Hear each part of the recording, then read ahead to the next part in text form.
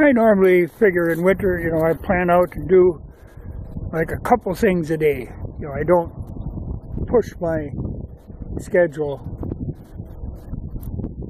Today I'm taking that big limb that broke down. But whenever I work with them, the ones along here, it always makes me think, you know, that like that's a big tree now. That tree has been here a long time. And you see where that fence runs, that's where the old original road ran.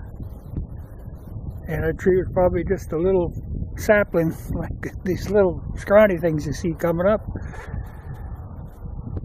But I'm cutting her down for firewood. You know, I'm taking the broken down part, and then I'll probably cut the rest down because she's pretty well doomed. You know, but like I say, these oak trees are very old. You know, it's real close to my place. I just live on the other side of all them trees. But I've got these little, there's a stream that runs down below the hill there. And there's these little peninsulas kind of that jut out along here. And it's always hard to get in here to pull dead stuff out. I had to take the fence down to get in here now. But there's a lot of wood along here I want to get out of here eventually. So I'm kind of cutting a pathway through here. But like I say, a lot of these oaks are just really old.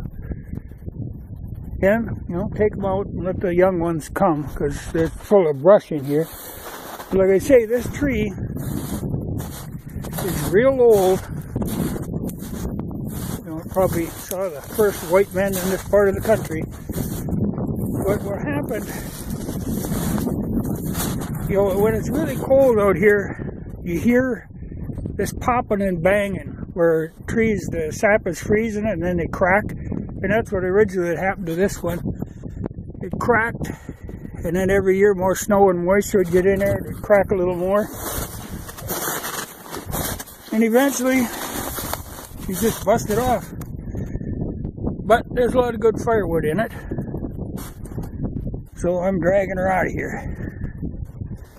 But like I say, this one, you know, is pretty well doomed, the other side. So I'll take that out of here later this summer and let the little ones have room to grow. But when you do this, you do get a feeling of the sense of the history. Now it's been real cold, you know, the last week or so. Well, it's been just a cold winter. But now it's up about 10, 15 degrees. It looks like we got a warming spell coming, though we are getting some snow at the moment. But I noticed when I came back here to pull this tree out of here, you know, this tree, when the branch broke down, it still had leaves on it, so the leaves stuck on there. And so when it was laying on the ground, it was a nice sheltered area for deer. All winter long, deer have been laying under these brambles in here. You know, you can see there was all kinds of nests and stuff where they've been laying. And it's real close to the place, but they don't seem to mind.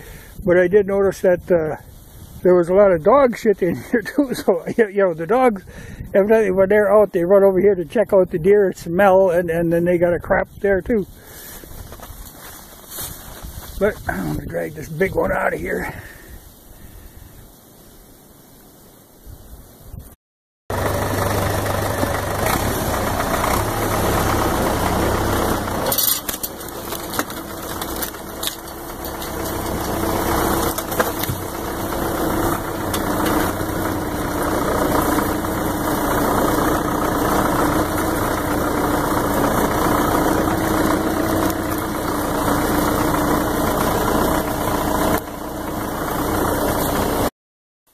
Well, I got her out of there. And I'm thinking, you know, this one trunk is got pretty good size to it. I might cut a couple of planks out of that to make benches that go in front of my workbench. Make one for each side. I don't normally like working with oak, I prefer ash, but you know, this tree has some history, and I like using wood that has some history.